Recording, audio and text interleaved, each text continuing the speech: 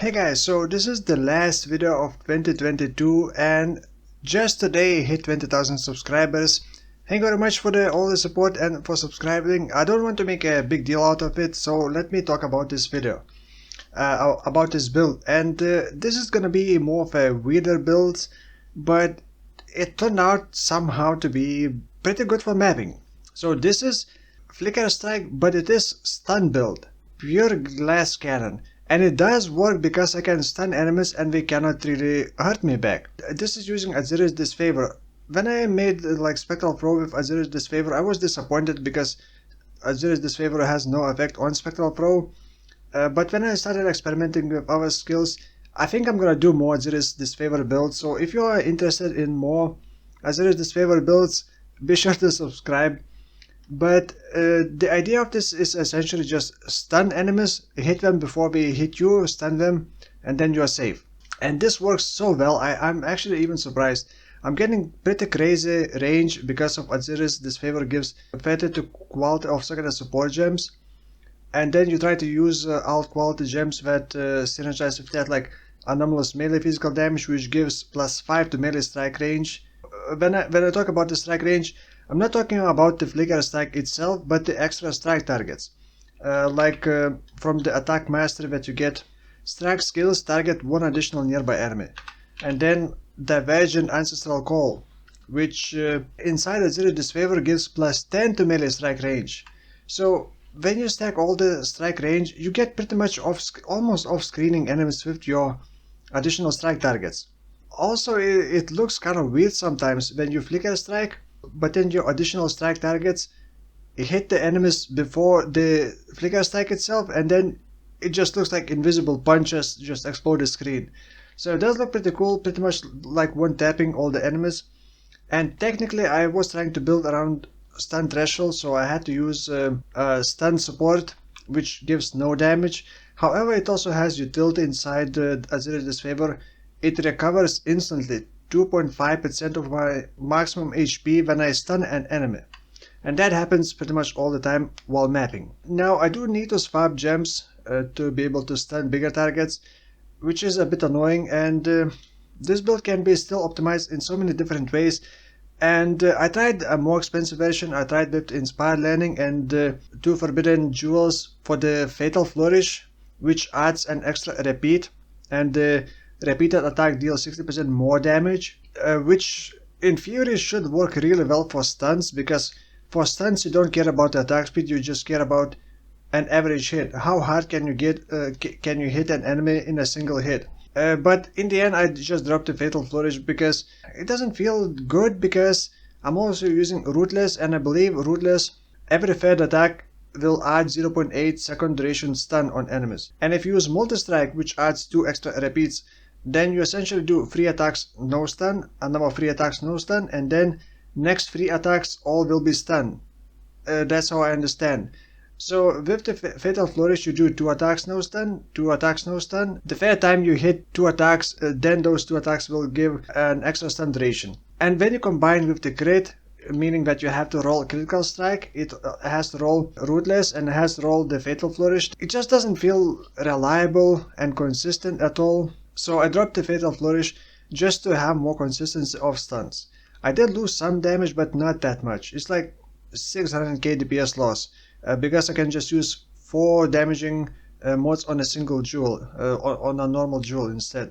Now the way I'm generating frenzy charges is a bit annoying without Fatal Flourish or without Multi-Strike, especially if you get more attack speed. It definitely does not feel too great. But I am using Farrul's fur, and I have Aspect of the Cat in the boots, and I have less duration with quality and Swift Affliction inside the boots to lower duration of cat buffs. It has 2 buffs. It switches between 2 buffs.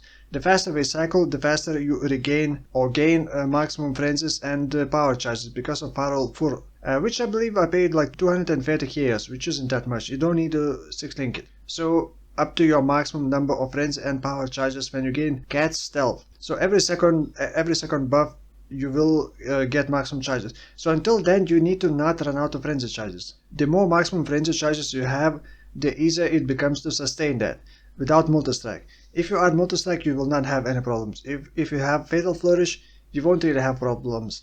So with this I have 7 frenzy charges, and I still sometimes run out of frenzy charges. Especially if I get more rage stacks, especially if you steal some speed with the Inspire Landing, which in the end I'm not using anymore. I was using these gloves.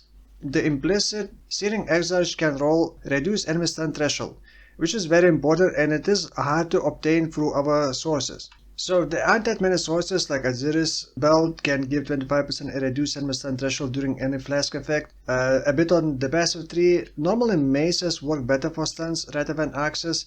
I know there are different ways of generating frenzy charges, like using red trail boots and the golden rule to bleed yourself, and then each hit will generate frenzy charge. That is much more comfortable sustain. There is also, but doing that you also need to be unaffected by bleed. You cannot be immune to bleed, you have to be unaffected by bleed. And unfortunately there aren't that many sources of achieving that.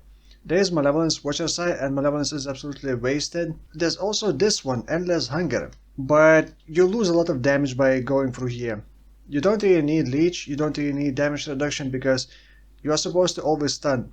So getting this through the Forbidden Jewels would be expensive, like I believe it was like 10 Divines plus, and you sacrifice 2 Jewel Suckers as well.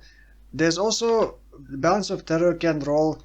You are unaffected by bleeding if you have cast vulnerability in the past 10 seconds. You have to manually cast it. Triggered vulnerability will not work. So if you forget to cast vulnerability, you're dead, because your bleeds are way too strong for you to survive. So I did try that. It did not feel great because I kept forgetting to cast vulnerability, and sometimes you like looting and then forget that you are bleeding, and then you just start taking bleed damage without realizing, and you die. You can just switch to Ground Slam, swap couple gems, and boom, you Ground Slam. And then you would stun better. Now, what you can stun, you actually can stun Sanctum bosses. I am not sure about the final boss. I wasn't ready when I attempted it, but it is possible to stun them. Guards can also be stunned quite easily. However, with Flicker Strike, you just sometimes flicker to a random enemy, or sometimes you stay on the boss and then the random enemy just hits you from behind before you see them. So it's a bit hectic in Sanctum and not ideal. Probably with like Ground Slam you could guarantee better stuns, and it would feel better for stuns. I may actually even switch to Ground Slam at some point just to try it out. Oh yeah, I'm also using Abyssus. Abyssus and 4.4k life, and it doesn't feel bad because I just don't get hit, and if I do get hit I won't survive anyway. So we can kind of just go full glass cannon. Another very important thing as I land, as soon as you meet porcupines you realize that you cannot really survive at all. So you have to take the Axe Mastery. Enemies killed by your hits are destroyed. I would say this is a interesting success of a meme build. I'm gonna include Path of Building in court. I'm going to include Path of Building in oh my god. I'm going to include Path of Building import code in the description as always. But just to show Path of Building numbers, it has like 4 million DPS, but that's with all the modifiers, like the brittle ground from boots, you have to run over enemies, and the stun threshold by the way is 0.11. Essentially you multiply monster HP by 0.11, divide your average hit damage by that number, and then multiply it by 200. And that's gonna be your chance to stun. And you need to, for that to be more than 20% to even ever apply stuns. And then the stun duration is around 2.5 seconds. Some bosses have like complete stun immunity, like Minotaur, but other bosses have stun lock prevention. After being stunned, during stun and after being stunned, we cannot be re-stunned for another 4 seconds.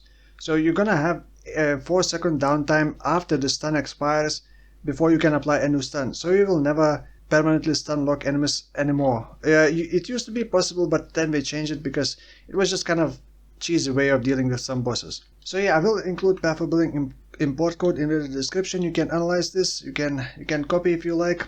And that is pretty much all. Thank you for watching, and I'll see you in the 2023, which is very soon. Bye bye.